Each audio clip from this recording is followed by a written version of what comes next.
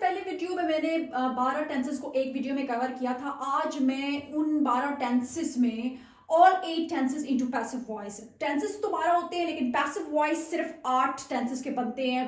Present perfect continuous, past perfect continuous, future perfect continuous और future continuous के बनते ही नहीं है, तो आपके लिए इजी हो जाएगा। जिस तरह टेंसेस सीखना बहुत जरूरी है, इस तरह उनके पैसिव सीखना भी जरूरी है, क्योंकि हम डे टू डे लाइफ में दो तरीकों से सेंटेंसेस बोलते हैं, एक एक्टिव वॉइस में, एक पैसिव वॉइस में। पैसिव का मतलब होता है जिसमें हम काम करने वाले पे फोकस नहीं करते, उसकी अहमियत नहीं होती है। एक्टिव वॉइस जिसमें काम करने वाले की अहमियत होती है, जिसको हम वो कहते हैं, जिसको हम नाम लेते हैं, जिसको हम मैं कहते हैं, ठीक है, आई, ही, शी, यू, वी, ये सारे। और वॉइस का क्या मतलब होता है? वॉइस का मतलब तरीका है यहाँ पे, लेकिन वॉइस का मतलब आवाज भी होता है, लेकिन यहाँ पे इसका मतलब है तरीका। ठीक है, तो शुरू करते हैं। और मेरी इस वीडियो में मैं कोशिश करती हूँ कि एक सेंटेंस को मैं अफर्मेटिव, नेगेटिव, इंट्रोगेटिव और फिर WH क्वेश्चन, फिर WH क्वेश्चन के नेगेटिव, हर तरीके से आपको जो है मैं एग्जांपल्स दूं ताकि आपको क्लियर हो जाए कि आपने किस तरीके से प्रैक्टिस करनी है। ठीक है, तो पहला टेंस है हमारे पास क्या? प्रेजेंट इंडेफिनिट जो टेंस है उसका पैसिव वॉइस कैसे बनेगा? तो देखिए, अक्सर जब हम कहते हैं ना कि पैसिव वॉइस में ऑब्जेक्ट सब्जेक्ट बनता है, तो ये उनके लिए काफी कंफ्यूज करता है जो नए नए बिगिनर्स होते हैं। तो देखिए, आप उसको एक्टिव बना के देखा करें कि जो वहां पे यहाँ पे आपको सब्जेक्ट लग रहा है ना, एक्टिव में वो ऑब्जेक्ट होता है। जैसे कि अगर मैं कहूँ रोजाना मैं सुबह रोजाना चाय बनाती हूं, अब ये प्रेजेंट इंडेफिनिट का एक्टिव है। I make tea every day. देखिए, आई मेक टी ऑब्जेक्ट हो गया ना। लेकिन अगर मैं कहूं रोजाना सुबह चाय बनाई जाती है, इसमें तो चाय बनाने वाले का कोई जिक्र ही नहीं है, ना मैं का जिक्र है ना तुम का जिक्र है। तो अब देखिए, वो जो टी वहां पे एक्टिव में ऑब्जेक्ट था, यहाँ पे सब्जेक्ट बन जाता है। सिंपल है, ठीक है। तो इसके अपने रूल रेगुलेशन है। जब प्रेजेंट इंडेफिनिट में हम करते हैं ना, तो इज, एम, आर इस्तेमाल हमने करने होते हैं। ठीक है, जब प्रेजेंट इंडेफिनिट का एक्टिव होता है उसमें इस एम आर का इस्तेमाल नहीं होता है। और अक्सर इसमें यह भी कंफ्यूजन होती है कि बाय लगाते हैं। तो देखिए, अगर आप बाय लगा के बनाना चाहते हैं तो बाय लगा के किस तरह बनेगा? पहले हम बनाते हैं सुबह, रोजाना सुबह चाय बनाई जाती है, T is made every morning. ठीक है, और अगर बाय लगा के बनाना चाहते हैं रोजाना सुबह चाय उसके जरिए बनाई जाती है, मेरे जरिए बनाई जाती है, तो by me, by her, by Amna, by लगा के लास्ट में जो है वो लगता है। लेकिन जरूरी नहीं है कि अगर बाय आए तो ही वो पैसिव होगा। ठीक है, बाय ना भी लगे तब भी वो पैसिव होता है।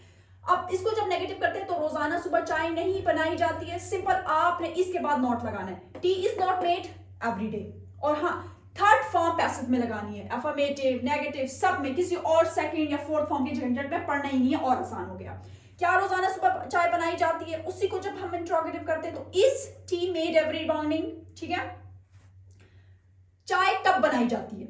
ठीक है, अगर मैं WH क्वेश्चन लेके आऊं तो व्हेन इज टी मेड। मैंने अक्सर देखा है तो ये कंफ्यूजन कर देते हैं कि व्हेन टी इज मेड, ऐसे कंफ्यूज हो जाते हैं। देखिए, सबसे पहले WH क्वेश्चन, फिर हेल्पिंग वर्ब, फिर आपका जो सब्जेक्ट है वो फिर वर्ब। ठीक है, रोजाना चाय क्यों नहीं बनाई जाती है?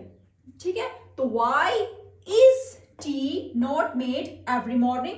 और जब कॉन्ट्रैक्शन करते हैं तो why isn't T made every morning, ऐसे हो जाएगा। तो आप अपनी प्रैक्टिस किया करें बार बार, ताकि आपका मुंह जो है ना वो रवान हो जाए इस पे।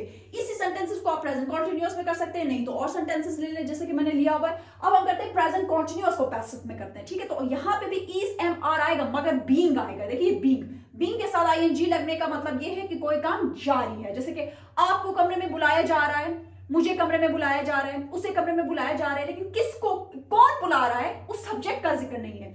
तो यू है तो आर आएगा। You are being called to the room. He होता तो he is being called to the room. I am being called to the room. ठीक है, आपको कमरे में नहीं बुलाया जा रहा है, you are not being called to the room. Simple, are के बाद नो। क्या आपको कमरे में बुलाया जा रहा है? तो are you being called to the room. क्या आपको कमरे में नहीं बुलाया जा रहा है? Negative interrogative, are you not being called to the room, या aren't you being called to the room. आपको कमरे में क्यों बुलाया जा रहा है? तो फिर WH क्वेश्चन स्टार्ट में व्हाई, फिर हेल्पिंग वर्ब आर, फिर subject you being called to the room. ठीक है, अगर वहां पे इज, एम, आर लगता है तो कॉन्टिन्यूअस में बीइंग भी आएगा। ओके, जब हम प्रेजेंट परफेक्ट का पैसिव वॉइस बनाते हैं तो कमरे साफ किए जा चुके हैं। किसने साफ किया, उसका जिक्र नहीं। और अगर इसका हम एक्टिव बनाते हैं, जो है वो कमरे साफ कर चुके हैं, मैं कमरे साफ कर चुकी हूं, I have cleaned the room. लेकिन यहाँ पे बीन भी आएगा हैव के साथ। ठीक है, तो the rooms have been cleaned. अगर एक रूम होता तो the room has been clean, ठीक है। सिंगल के साथ आपने हैज लगाना है और बाकी जितने प्लूरल हो गए तो हैव लगेगा। ओके, कमरे साफ नहीं किए गए हैं, द रूम हैव सॉरी, ठीक है, the room have not been cleaned, ठीक है, ऐसे हो जाएगा। यहाँ पे ये आता है, क्या कमरे साफ किए जा चुके हैं, जब हम इसको इंट्रोगेटिव करते हैं, have the rooms been cleaned. क्या कमरे साफ नहीं किए गए हैं, have the room not been cleaned. Contraction की सूरत में haven't the room been cleaned. कमरे कैसे साफ किए गए हैं, तो how have the room been cleaned. Have और बीन यहाँ पे दो है ना, दो हेल्पिंग वर्ब है, तो जब दो हेल्पिंग वर्ब आए तो सब्जेक्ट उसके दरमियान में आएगा, अगर नॉट होगा तो नॉट उनके दरमियान में आएगा, ठीक है। और अब प्रेजेंट परफेक्ट कॉन्टिन्यूअस टेंस का तो पैसिव बनता ही नहीं है। अब हम चलते हैं पास्ट की तरफ। ओके, अब हम बढ़ते हैं past indefinite past, continuous past, perfect के पैसिव वॉइस की तरफ। सारा को बहुत डांटा गया, किसने डांटा उसका जिक्र नहीं है। थर्ड फॉर्म ऑफ वर्ब वास वर इसमें इस्तेमाल होगा, ठीक है। अब जब हम पास्ट इंडेफिनिट का एक्टिव करते हैं तो उसमें कोई वास वर नहीं आता, उसके कॉन्टिन्यूअस में वास वर का इस्तेमाल होता है, ठीक है। तो सारा को बहुत डांटा गया, सारा वास स्कॉल्डेड अ लॉट, ठीक है। सारा को डांटा नहीं गया, सारा वास नॉट स्कॉल्डेड, ठीक है। वास के बाद नॉट। क्या सारा को डांटा गया, तो वास स्टार्ट में वास सारा स्कॉल्डेड, या क्या सारा को बहुत डांटा गया, वास सारा स्कॉल्डेड अ लॉट। सारा को क्यों डांटा गया, व्हाई वाज सारा स्कॉल्डेड। सारा को क्यों नहीं डांटा गया, व्हाई वाज सारा नॉट स्कॉल्डेड, या व्हाई वाजंट सारा स्कॉल्डेड। ऐसे भी हम कर सकते हैं, ठीक है। और जब आप इसका एक्टिव बनाए तो अली ने सारा को बहुत डांटा, इस तरह अली स्कॉल्डेड सारा, इस तरह हो जाएगा, क्योंकि एक्टिव में जो होता है वो सब्जेक्ट एक्टिव होता है। अब पास्ट कंटिन्यूअस की तरफ हम चलते हैं। उन्हें जेल भेजा जा रहा था। अब यहाँ पे कौन उन्हें जेल भेज रहा था, पुलिस भेज रही थी, अदालत भेज रही थी, उसका जिक्र नहीं है, तो वास वर्ब के साथ बीइंग आएगा, जो ये पता देगा कि ये पैसिव वॉइस है। They were being sent to the jail. अगर हम इसका एक्टिव बनाए तो पुलिस उन्हें जेल भेज रही थी, ठीक है, इस तरह हो जाएगा। उन्हें जेल नहीं भेजा जा रहा था, they were not being sent to the jail. क्या उन्हें जेल भेजा जा रहा था, were they being sent to the jail. उन्हें किधर भेजा जा रहा था, where were they being sent. उन्हें जेल क्यों भेजा जा रहा था, why were they being sent to the jail, ठीक है।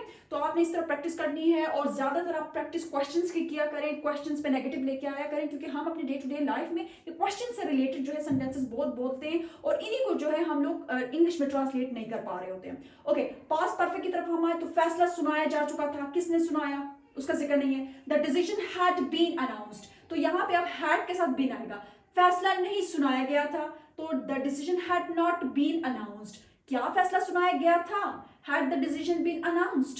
फैसला क्यों नहीं सुनाया गया था, why had the decision not, ठीक है, नॉट बीन अनाउंस्ड, या why hadn't the decision been announced. ऐसे भी आप कर सकते हैं। तो ये थे पास्ट से रिलेटेड। अब हम बढ़ते हैं फ्यूचर की तरफ। ओके, अब फ्यूचर इंडेफिनिट और फ्यूचर परफेक्ट इन दोनों के पैसिव बनते हैं, और फ्यूचर कॉन्टिन्यूअस और इसका जो फ्यूचर परफेक्ट कॉन्टिन्यूअस है उनका नहीं बनता है, ठीक है। तो आपके लिए आसान है इनको सीखना, बस इनके आप स्ट्रक्चर को सीखिए कि पहले क्या आता है, उसके बाद क्या आता है, और आपको टेंसेस जो है वो अच्छा आने चाहिए। अच्छा, मुझे दावत दी जाएगी, इसको आप एक्टिव बना के देखा करें कि अहमद मुझे दावत देगा, अहमद विल इनवाइट मी। जब फ्यूचर इंडेफिनिट का एक्टिव बनाते हैं तो फर्स्ट फॉर्म आती है और मी, ठीक है। तो जब मैं कहूंगी मुझे दावत दी जाएगी तो वो मी क्या हो जाएगा, वो मी फिर सब्जेक्ट बन जाएगा, और सब्जेक्टिव केस मी का क्या होता है, आई विल बी इनवाइटेड। जब इसका हम पैसिव बनाएंगे तो विल के साथ बी भी आएगा, वर्ब की third form, I will be invited, मुझे दावत दी जाएगी। लेकिन कौन दावत देगा उसका जिक्र नहीं, तो पैसिव। मुझे दावत नहीं दी जाएगी, I will not be invited, दो हेल्पिंग वर्ब है तो नॉट दरमियान में आएगा। क्या मुझे दावत दी जाएगी, will I be invited, will be I ऐसे नहीं करना। क्या मुझे दावत नहीं दी जाएगी, negative interrogative, will I not be invited. जब विल और नॉट को मिलाते हैं, कॉन्ट्रैक्शन बनाते हैं तो वोंट, ठीक है।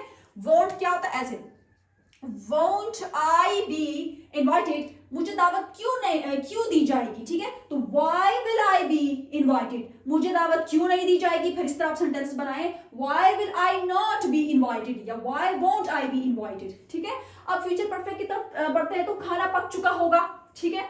तो the food will have been cooked, been आएगा। अगर इसका एक्टिव बनाए तो अम्मी खाना पका चुकी होगी, mother will have cooked the food, उसमें फिर बिन नहीं आता जब फ्यूचर परफेक्ट का हम एक्टिव बनाते हैं। खाना नहीं पक चुका होगा, the food will not have been cooked. ठीक है, क्या खाना पक चुका होगा? अब इनके जो है ना विल, हैव बीन, ये हेल्पिंग वर्ब ज्यादा है तो इनमें कंफ्यूज नहीं होना है। क्या खाना पक चुका होगा? जब हम सवालिया बनाते हैं तो will the food have been cooked, खाना अब तक क्यों नहीं पक चुका होगा? तो व्हाई, क्यों नहीं के लिए व्हाई, फिर will the food not have been cooked, अब तक के लिए हम क्या लगाएंगे? By now. ठीक है, तो यहां पे इस तरह भी कर सकते हैं, why won't the food have been cooked by now, खाना अब तक क्यों नहीं पक चुका होगा। तो ये थे all 8 tenses into passive voice. इस तरह के सेंटेंसेस हमारे जो है टेस्ट में और पेपरों में हमें दिए जाते हैं। इनका करने का मकसद सिर्फ ये है कि आपको हर तरह के सेंटेंसेस बनाना आए। आई होप कि आपको समझ आ गई होगी। Thank you.